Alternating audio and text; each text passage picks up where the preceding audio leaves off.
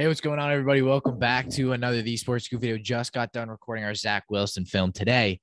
Coming up with another quick video from you guys. Not too much production here, but we generally don't do college football like analysis or just quick reviews because we're an NFL channel, unless it's like a film breakdown or not a film breakdown. Excuse me. We will have film breakdowns, but obviously a scouting report or a mock draft that we generally come out with towards the end of the NFL season when the draft starts to come around. But today I want to talk about, I feel like I have to, because I still watch college football, obviously for scouting. Ole Miss quarterback Matt Corral, who's Kyler Murray. So that's all I'm going to say. I'm joking. Who's this kind of combination of Kyler Murray. You see a lot of this great throwing, who currently has 9 touchdowns, 997 yards. So let's say 1,000, we'll round it out. 68.8% completion percentage of 70 and 186.9 passer rating, or 100. Which is just crazy. 4 wins each game. He has put up 40 plus points for Ole Miss. It's been fantastic for Matt Corral. What I want to talk about today is this guy a potential number 1 pick worthy player? Let's look at the stats. Let's definitely look at the stats. What is Matt Corral bringing in for this Ole Miss offense? Look, is he the new Peyton? No, I was about to say the new Peyton Manning. Excuse me, the new Eli Manning. Is he the new Eli Manning? Is he the regenerate? I'm joking. Much smaller guy, but 6 feet, obviously a junior, 200 pounds. So not a big guy, 200 pounds actually. So he's not a ginormous guy, obviously. But we've seen ginormous guys succeed. Obviously, is a very much front runner in the MVP race this year is Kyler Murray. But as you said here, 99.7 pass rating, 9 touchdowns, 89.3 QBR, and 186.9 rating. Crazy stuff from Matt Corral. Look, what I want to talk about. So looking here, especially this Tulane game, that's what we want to talk about is that's mainly what this video is for, is talk about this Tulane game, because he had a freaking game with 7 touchdowns going into the third quarter, or at the end of the third quarter, which was just ridiculous. Obviously 4 rushing touchdowns and 3 passing. So obviously offers that modern quarterback upside in terms of rushing and passing the ball. And then as well, to go along with that, 23 on 31 attempts with 335 yards, 3 touchdowns passing, sacked twice, no interceptions, has not thrown a pick this season. Is he the new Trey Lance not throwing? And look, I think a great point is, well, this guy's not playing great competition. Obviously Louisville, APSU, who aren't great, in Tulane, who actually put up a decent fight in week 1 against Oklahoma. I think it's you take it how you will, but Matt Corral, in terms of this first overall pick, what we know so far is this quarterback class. What I love to compare it to is last year's defensive end class so far. It's very open-ended because there's not a confirmed number 1. I would say right now it's Spencer Rattler. I have my questions about him. Sam Howell, I think, is vastly overrated.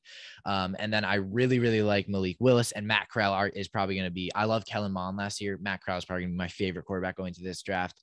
Obviously you have Carson Strong. There's a ton of guys, Slovis, JT Daniels. There's a ton of quarterbacks, and none of them are that Trevor Lawrence generational talent. But Matt Corral going to this draft, I think offers a ton of versatility as that modern quarterback. As I said, obviously with his rushing upside and his passing upside, this guy has a very strong arm at that 6 feet, which I think is the fair comparison to Kyler Murray in terms of how he is able to throw very well and also but have that power when throwing the ball at such a small size at 6 feet. And I think what the production has to shout out, has to scream to you. I mean, 1,000 yards in 3 games is very, very impressive. Throwing 381, 281, 335, and then the rushing upside as well. With 55 yards, 35 yards, 68 yards, 4 touchdowns, a rushing touchdown. It's just fantastic. And even when we look at total touchdowns, he has 9 passing and then he has 5 rushing. So he has double-digit touchdowns in terms of the contribution he brings to the team. And what I love, I definitely have been hating on more dual threat quarterbacks in terms of Lamar Jackson. I think, whatever. We have other hosts on this channel where I argue, well, Lamar Jackson isn't better than Josh Allen, or Lamar Jackson isn't better than Dak Prescott, or blah, blah, blah. But Matt Corral, to me, that rushing upside to me, and just that grit he has, he kind of plays with this swagger that I love. And he really, for the Ole Miss Rebels, who we know are not this ridiculously good college team. I believe they're 13th ranked in the country. They're not this team that's going to go win a championship. And they were, I believe they were 17th going against Tulane, and now they ran up. And now the question is, what can Matt Corral fully do? Because when you look at NFL teams, the needs that a lot of these teams have is that versatile quarterback. Because I think a lot of the NFL, and when I talk about Matt Corral being this modern quarterback, is a lot of teams stray away from the pocket passing quarterback like Kirk Cousins, I was going to say Daniel Jones, not at all, like a Mac Jones, like a Tom Brady, who, again, you can't really compare when you're talking about bad things, because he's fantastic, but they tend to trend away from that, because when you're looking at a quarterback, you would much rather have a guy who's efficient throwing like Matt Corral, who has that arm, that accuracy, but also has that rushing upside, because it's so much harder to game plan against. Well, as much as I dislike people who overrate Lamar Jackson, who have him in their top five, he's one of the hardest quarterback besides Mahomes, besides Rodgers. Like, he's definitely a top 5 player that is hardest to game plan against, because that dual threat ability just offers so much value. Especially, I think that's why a big reason why Mac Jones was undervalued was for his floor and for his ceiling was so low. And I think that's a great point when looking at versatility in quarterbacks, is if you can't rush very well, your ceiling is definitely much lower, because you're getting hit more, which I think is arguable, because depending on your offensive line or how much you're getting hit in the pocket. And then when you're rushing, you're as well getting hit, depending on if you're smart.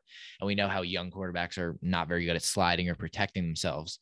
But, I think when we kind of look at Matt Corral, I think he's a smarter quarterback. I think he plays with that IQ that really shouts first overall. And 3 weeks in, I think this guy definitely is one of the top dogs. I think Malik Willis, who we should do a video on as well, definitely has that potential to be one of those guys. But he definitely is very, very impressive to me. So I hope you guys did enjoy the video. Again, another quick breakdown. I've recorded like a couple of videos today, because I'm trying to get these videos out to you guys so we can post them throughout the week. So I hope you guys did enjoy this video. Do make sure to subscribe, follow us on social media.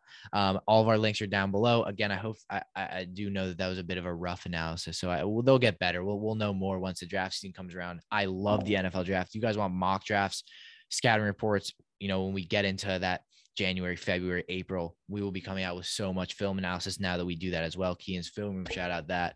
Make sure you guys do subscribe.